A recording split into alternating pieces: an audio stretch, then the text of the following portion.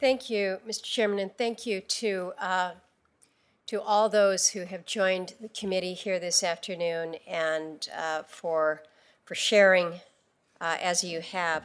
I want to start my questions directed to you, Julie Kitka.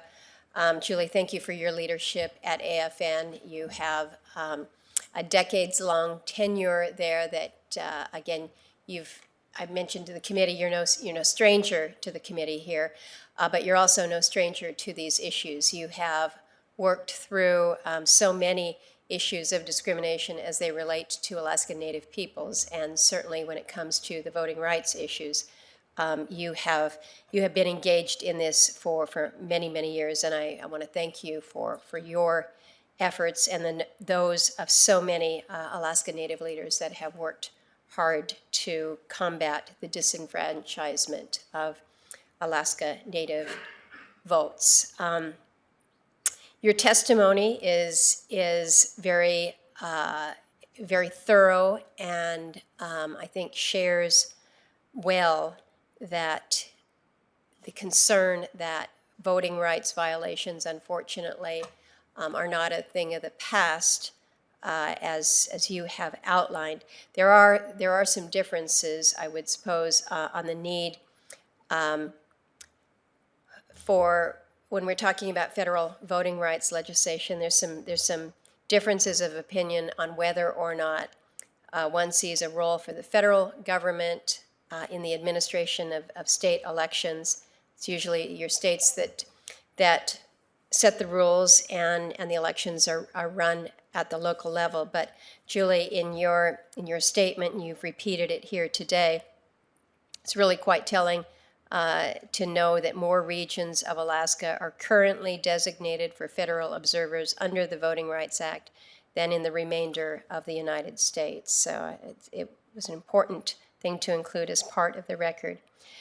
If you can share with the committee, please, how the Section 5 preclearance provisions in the Voting Rights Act worked to stop voting discrimination in Alaska. I think one of the things that we're trying to do here is to prevent these issues of discrimination in the first place. So can you speak to Section 5 of the Yes, Voting I Rights can Act? speak directly on how we dealt with Section 5 is when there were changes in the process, the authority was required to notify people that the changes had come. So I would get a letter in the mail that would say, on such and such and such, we're changing this, we're closing this, or whatever. But you were given that advance notice so that you could respond. Sometimes the changes, you just go, oh, this is minor, put it aside, it's not a big thing. Other things were bigger. So the pre-clearance was critically important because it gave you a chance to be alerted to these changes and assess whether or not those were significant to your community or not. And if they were, you could alert other people. And our tribal leaders would get them, we would get the letters, and that now since the Shelby County decision on that and the lack of the pre-clearance, we get no letters. We get no notification that this change is happening or that. And so it takes away the ability for us to respond.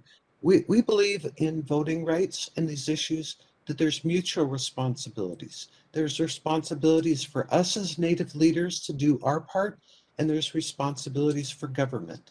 If we're not notified of the changes, we don't have the ability to exercise our responsibility. And as I mentioned in my testimony, it probably didn't elaborate because I know you know that, is our way of life creates a lot of barriers. I mean, we live in one of the largest land masses in the United States. We have tremendous diversity across our state, very remote and isolated communities. For us to do our responsibility to participate in this democracy, for us to do our responsibility to advise government when they make changes that things would have negative impacts, we're blocked from doing that. And then people say, well, how is this happening right now? Why are all these problems? It's not just bad people. It's not just ill-informed people.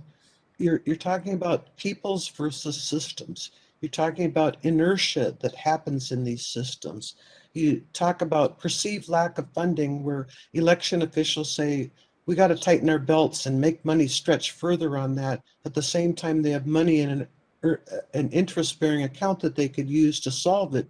But the pressures on government to cut corners or to stretch funding further, real human beings make decisions based on those pressures, and often we're the ones that lose out on that.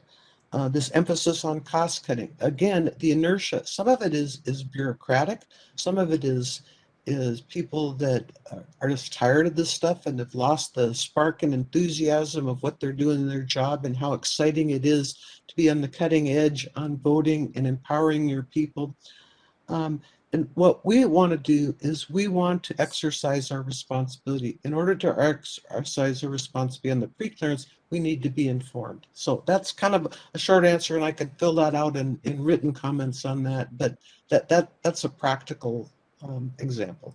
Well, and I think it is a strong example, and I think we recognize that in a state, as you point out, where the geography is massive, it's not just distances; it's distances that come about when you have limited communications access through broadband, when you don't have connectors by road. So there are many ways where you are literally cut off. So how you communicate is something that is clearly a challenge for us. I'm going to turn to Senator Smith and for her question.